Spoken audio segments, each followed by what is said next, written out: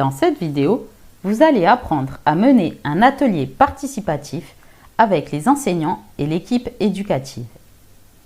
Pour mener un atelier participatif avec les enseignants et l'équipe éducative, qui vise à définir des problématiques, des modalités et des objectifs, il appartient au pilote de la concertation, le directeur d'école, le chef d'établissement ou autre personne nommée pour cette mission, de réunir tout ou une partie des membres de l'équipe éducative afin de définir les problématiques qui seront débattues lors de la concertation avec la communauté éducative ou dans d'autres ateliers.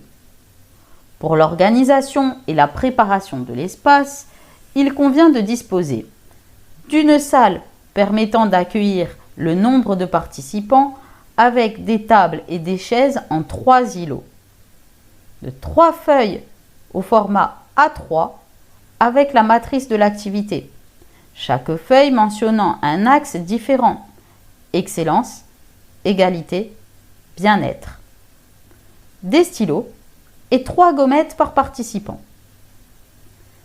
L'atelier participatif avec les enseignants et l'équipe éducative se déroule en 5 temps. Le temps 1 concerne l'accueil des participants et la présentation des enjeux et des modalités.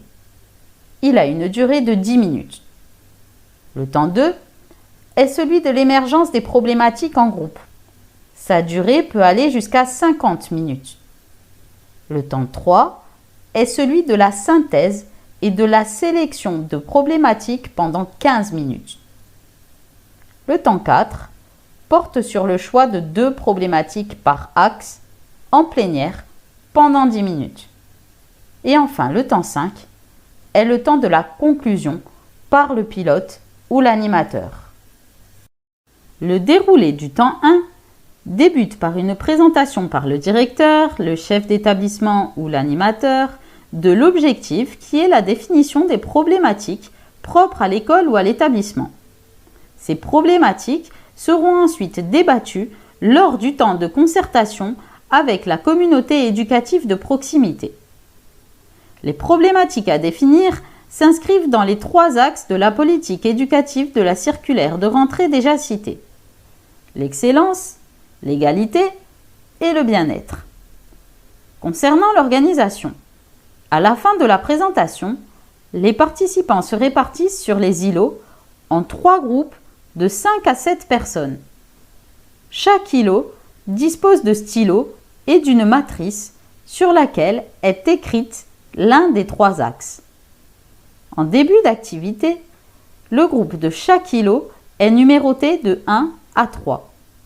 Chaque groupe garde son numéro de départ lorsqu'il se déplacera au cours de l'activité. L'objectif du temps 2 est de prendre connaissance des documents mis à disposition sur les 3 îlots et d'échanger et proposer des problématiques en lien avec l'axe de chaque îlot. Le déroulé débute par un premier tour de réflexion et proposition par groupe sur un temps de 20 minutes. Les consignes sont les suivantes. Chaque participant fait une lecture individuelle des documents mis à disposition. Ces documents sont soit les pistes de réflexion proposées par le ministère de l'Éducation nationale, soit d'autres documents préparés par l'animateur. Le groupe échange sur l'axe de sa matrice afin de définir des propositions de problématiques adaptées à son école ou son établissement. Le groupe se met d'accord sur les problématiques et les écrit dans la case de la matrice correspondant à son numéro de groupe. Le deuxième tour de réflexion et proposition par groupe est estimé à une durée de 15 minutes. La rotation se fait par le changement d'îlot pour chaque groupe. Ainsi, chaque groupe se trouve désormais à une table comportant une matrice avec un autre axe de réflexion. Les consignes sont les suivantes. Une lecture des problématiques écrites sur la matrice par le groupe précédent, un échange sur l'axe pour formuler d'autres propositions de problématiques et l'écriture des problématiques retenues par le groupe dans la case de la matrice dédiée au groupe. Le troisième et dernier tour de réflexion d'une durée de 15 minutes est une nouvelle occasion à ce que les groupes changent d'îlot. Chaque groupe se retrouve à une table comportant une matrice qui a déjà été remplie par 2 groupes. Les consignes sont identiques à celles du deuxième tour. Le rôle de l'animateur est d'expliquer les consignes en début d'activité à l'ensemble des participants. Il gère le temps et indique au groupe lorsqu'ils doivent changer d'îlot. Il passe auprès de chaque îlot pendant le temps d'échange sur les problématiques pour s'assurer que les consignes sont bien comprises et que chacun dispose d'un temps de parole. L'animateur ne participe pas aux échanges des groupes. Toutefois, il peut être amené à suggérer des questionnements s'il constate qu'un des groupes éprouve des difficultés à commencer. L'objectif du temps 3 est de faire la synthèse des propositions et de définir 2 problématiques à conserver pour les soumettre à l'avis de tous les participants. Le déroulé est le suivant. À l'occasion de la dernière rotation, chaque groupe revient à son îlot de départ. Il relit les propositions de problématiques écrites dans les 3 cases et échange pour sélectionner 2 problématiques. Les 2 problématiques qui font consensus sont écrites dans la case centrale de la matrice. Les objectifs du temps 4 sont de permettre à chaque participant de lire les 2 problématiques retenues pour chacun des 3 axes et de choisir collectivement une problématique à conserver pour chacun des axes.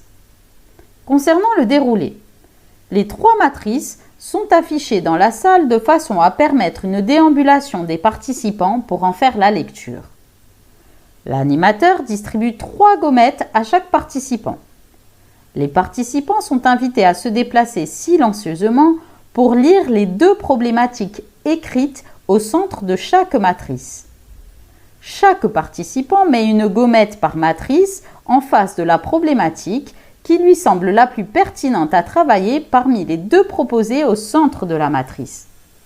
Lors du temps 5, le pilote ou l'animateur regarde le nombre de gommettes attribuées à chaque problématique dans chacune des matrices par axe.